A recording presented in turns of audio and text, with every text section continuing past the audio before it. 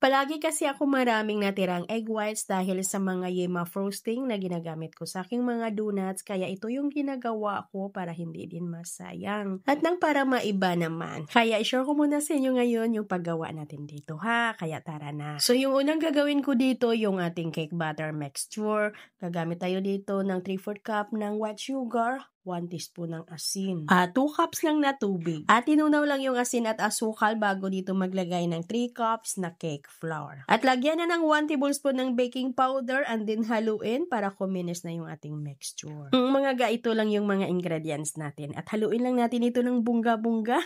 At ito na, kuminis na, ay isit aside lang muna natin. So dito naman tayo sa ating egg whites. Ito yung tinatawag natin na merengue or yung merang. Gagamit tayo dito ng 10 peraso na egg whites.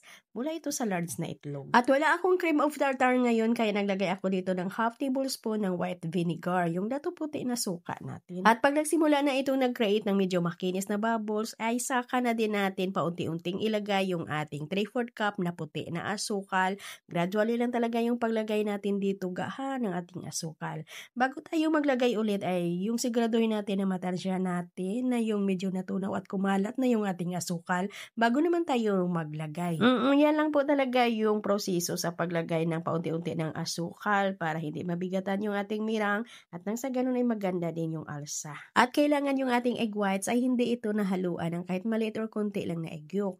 At yung bowl at yung attachment ng ating mixer ay kailangan ay dry ito ha. At pag naubos nang nailagay lahat yung ating asukal ay batihin lang natin ito ng mga ilang minuto hanggang sa maging stable or maging medium step peaks yung ating merengue or yung ating egg whites. Depende sa gamit natin na mixer or naka-hand mixer kayo or naka-stand mixer. Basta ganito lang yung consistency niya mga ga. At hatiin lang natin ito sa paghalo dito sa cake batter mixture, mga 3 hati lang. At cut and fold ng padahan-dahan hanggang sa mag-well combine. Padahan-dahan lang talaga yung pag-cut and fold dito ha hanggang sa mag-will mix ito at huwag lang natin itong ma-over-mixing para mananatili talaga yung lambot na hindi siya titigas. At kung gagamitan natin ito ng wire whisk sa paghalo natin, kailangan ay gamitan din ng spatula para din yung nasa ilalim at bandang gilid ay mas crisp para mahalo din. At hinati ko yung ating mixture para lagyan ng chocolate flavor. Gumamit ako dito ng chocolate flavor red ng Baker's Foil. At kunting halo lang talaga ulit, huwag manggigil, baka ma-overmixing ito, ay magtutubig yung ating mixture. At ang cute ng ating molder na gagamitin. 7 by 3 cm yung sizes nito at binanyahan ko lang yung ilalim lang ha ng margarine, pero yung gilid ay huwag natin yung banyahan ha para magandang alsa ng ating mixture. At lagyan lang muna ng kalahati lang ng chocolate mixture bago natin patungan ng white mixture natin. At isa lang na natin ito agad at kailangan nakapag-preheat na tayo ng ating oven. Mainit na yung oven natin bago natin ito isa lang. At punong-puno talaga yung mga molder natin. At lutuin natin ito sa 160 degrees Celsius yung init ng ating oven sa loob lang ng 25 to 30 minutes lang. At pag lumamig ito ay saka natin kunin sa kanyang mga molder. At madali lang itong i-unmold ha. Madali lang itong i-release. So gawa natin ito ng palaman. Gagawa tayo dito ng caramel sauce. Ito yung gawin nating pang palaman dito. So dito 1 cup ng puti na asukal ay i-caramelize lamang natin ito. At nang ito'y nagsimula ng matunaw yung ilalim at bandang gilid, ay simulan ko na din ito sa paghalo hanggang sa ito'y matunaw, hanggang sa mag-brown talaga yung kanyang kulay. Yung ganito yung kulay niya para hindi naman siya maputla. At pwede na tayong maglagay dito ng margarine. Pwedeng gagamit dito ng butter. At tunawin muna yung margarine at pwede nang isunod yung 1 cup na condensed milk. At haluin muna natin yan ng mga ilan lang na minuto.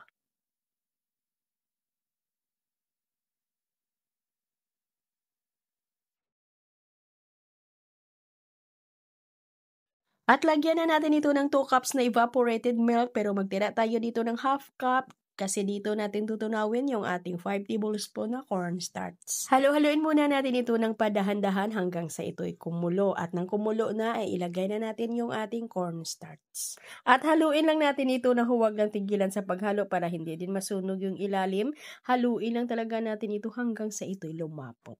Huwag lang talagang tigilan sa paghalo hanggang sa maging ganitong yung consistency ng ating caramel sauce. At mahina lang apoy yung ating kalan dito ha. At para maging makinis talaga na wala yung mga buo-buo ay pwede talaga natin itong salain. At palamigin lang muna natin bago ito gamitin. Pwedeng ilagay sa chiller. Pero ang akin ito mga ga ay hindi ko na nilagay sa chiller. Pinalamig ko lang dito.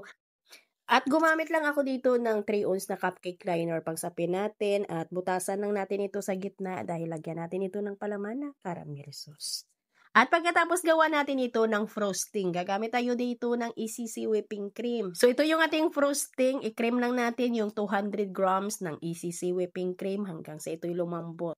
At scrape lang talaga natin yan, yung mga bandang gilid at ilalim para yung ibang pest na hindi naabot ng attachment ay mabati din. At mag-add tayo dito ng half cup na malamig na tubig. At yung paglagay natin dito ay gradually lang para unti-unti lang talaga yung paglagay natin ng malamig na tubig hanggang sa ito'y maubos. At nang naubos na nating nailagay lahat yung ating tubig ay batihin pa natin ito ng mga 5 to 7 to 8 minutes hanggang sa maging stable yung ating whipping cream.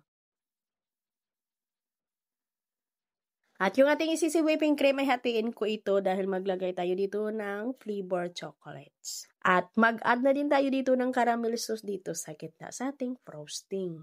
At mga hanggang dito lang yung ating video ha. Pasensya na po medyo mahaba. Sana nasundan po ninyo ha. At pwede talaga itong pangbinta, pwede sa pang dessert, pwede sa handa.